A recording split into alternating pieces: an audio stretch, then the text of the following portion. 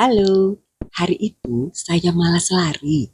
Bukan malas yang ribut, bukan malas yang penuh drama, tapi malas yang diam, yang membuat tubuh terasa berat, bahkan sebelum kaki menjadi penat. Saya duduk di tepi kasur, menatap sepatu lari di bawah meja. Sepatu yang sama dulu, sepatu yang sering dipakai dan sering juga diabaikan. Memang di usia 50-an, kita tidak lagi bertanya, kuat apa enggak ya? Tapi, perlu apa enggak ya? Pagi itu, saya memilih satu hal kecil. Saya tetap pakai sepatu, menyusuri jalan, menyusuri kompleks. Bukan janji akan lari, bukan target jarak, bukan target cepat. Hanya satu keputusan sederhana, saya hadir. Dan dari situlah cerita ini dimulai. Bukan tentang olahraga, tapi tentang hidup.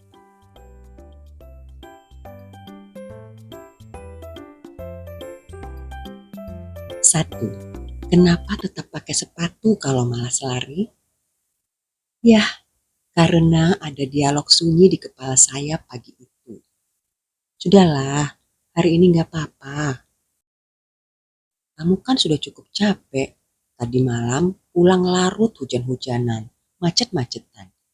Besok lagi aja ya.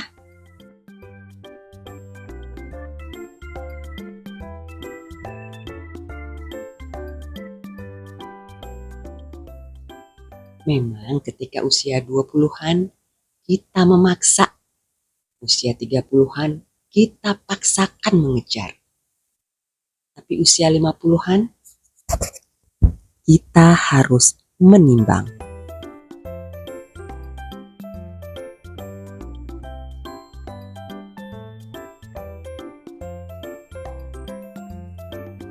Saya tahu kalau pagi itu saya tidak pakai sepatu, mungkin tidak akan ada lari.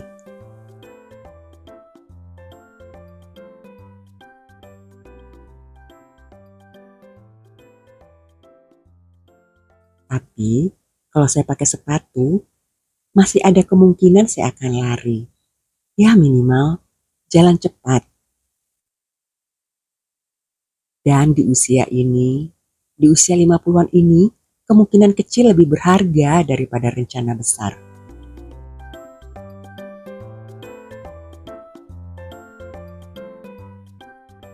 Pakai sepatu itu bukan soal jadi lari atau tidak, tapi soal niat menjadi tetap sehat.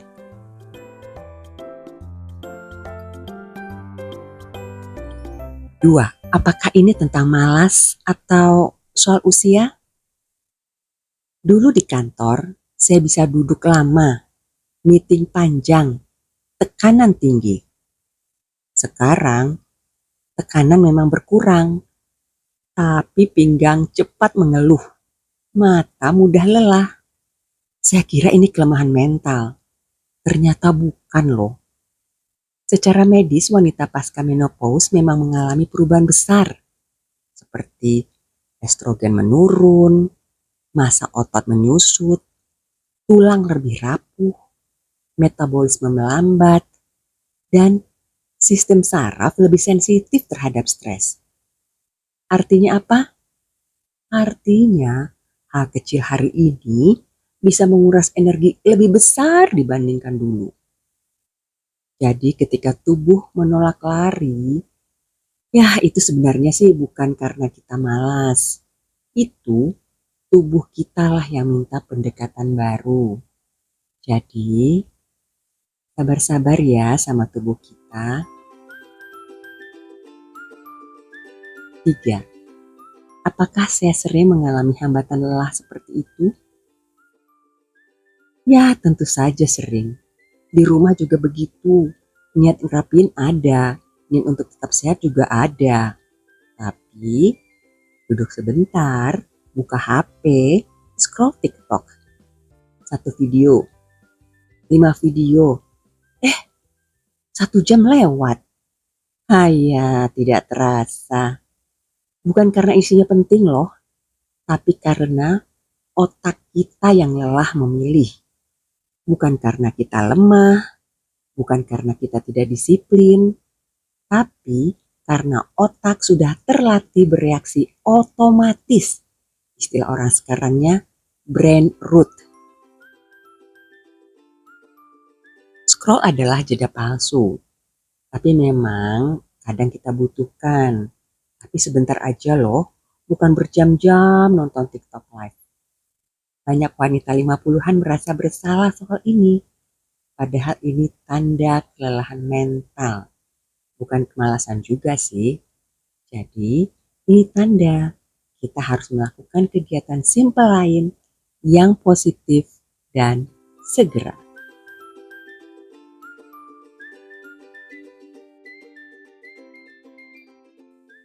4. Apa yang terjadi sebenarnya? Yang terjadi pagi itu udara lembut, tidak terburu-buru. Setelah saya memakai sepatu, saya keluar rumah dan berjalan keluar komplek perumahan. Melihat seorang anak perempuan jatuh dari sepeda, lututnya berdarah, tangisnya pecah, ibunya panik, lingkungan menoleh. Tapi anak itu bangun, pelan naik lagi.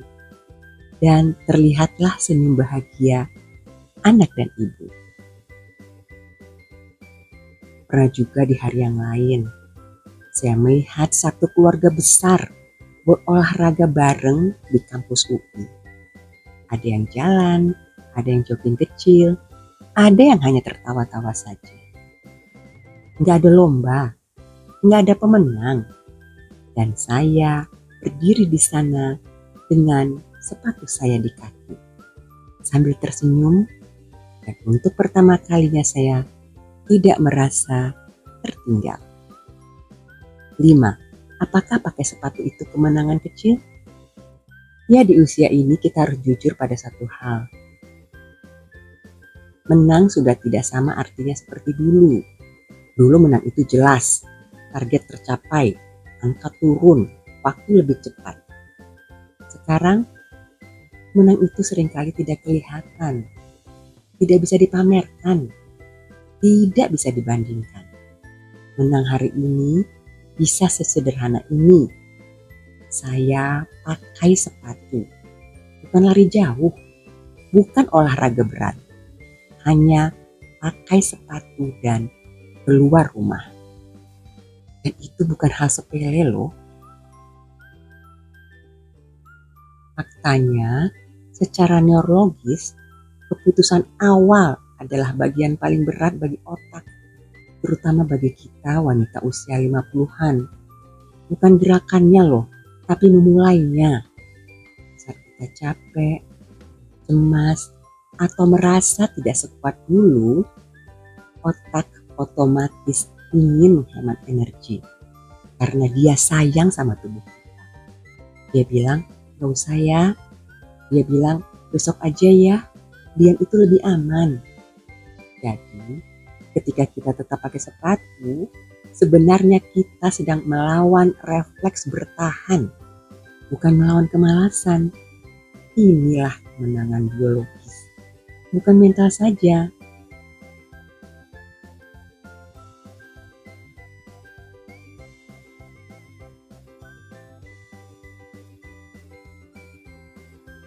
Nah, banyak orang yang nggak tahu, gerakan kecil yang konsisten lebih berpengaruh pada kesehatan otak dan hormon dibandingkan olahraga berat yang jarang di usia 50-an. Tubuh tidak butuh dipaksa, tubuh butuh dihormati. Pakai sepatu itu bentuk penghormatan, pesan halus ke diri sendiri. Aku masih peduli, aku tidak menyerah. Aku dengar tubuhku, tapi aku juga tidak menghilang. Dan inilah yang paling penting. Kemenangan kecil seperti ini seringkali menyelamatkan kita dari menyerah besar. Karena menyerah jarang terjadi tiba-tiba. Ia dimulai dari keputusan-keputusan kecil yang kita tinggalkan.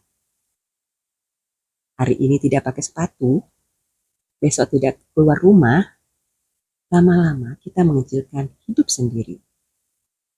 Jadi jangan remehkan hal kecil. Di usia ini,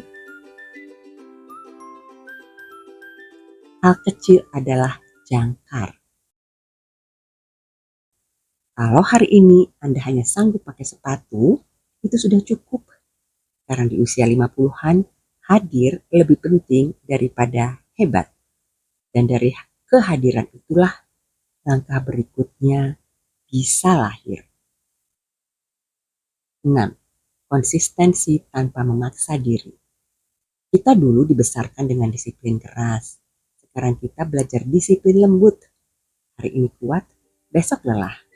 Konsistensi bukan tidak pernah berhenti. Konsistensi adalah selalu kembali. 7. Bolehkah berhenti tanpa merasa gagal? Saya ada cerita. Eliud Kipchoge, pelari maraton dari Kenya, pemegang rekor dunia, pria pertama yang berlari maraton di bawah 2 jam. Suatu hari di sebuah lomba besar, Kipchoge tiba-tiba berhenti. Bukan karena cedera besar, tapi karena tubuhnya berkata, cukup. Ia DNF, did not finish. Dunia terkejut. Tapi Kipchoge berkata tenang, saya mendengarkan tubuh saya. Pelajaran besarnya bagi kita, bahkan pelari terbaik dunia tahu kapan harus berhenti.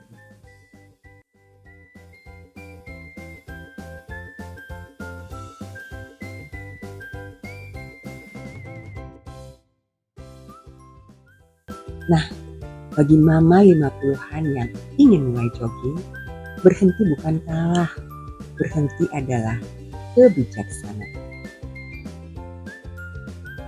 8. Lari sebagai fisik dan kehidupan. Apa maksudnya? Nah, jogging pertama di usia 50-an itu canggung, nafasnya pendek, langkahnya ragu. Jalan 2 menit, lari 30 detik. Dan itu sudah cukup kok. Hidup pun begitu. Kita belajar ritme baru, bukan cepat, tapi sadar. 9. Refleksi. Setelah pensiun, tetap pakai sepatu versi diri sendiri. Maksudnya bagaimana? Setelah pensiun, hari-hari sunyi, identitas goyah. Mama mulai bikin konten dari nol, dari takut, dari ragu. Nah, seperti pakai sepatu di hari malas. Mulai saja dulu dan Sudah cukup.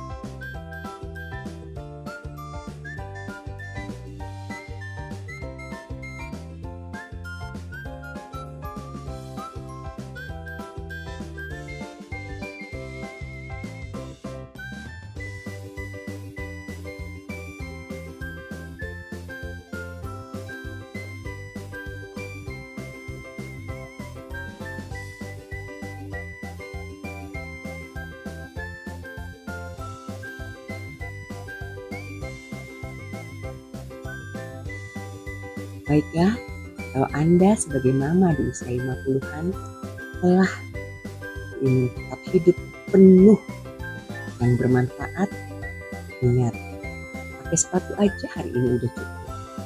Like, subscribe, dan tulis di komentar apa versi sepatu Anda hari ini. Sampai jumpa.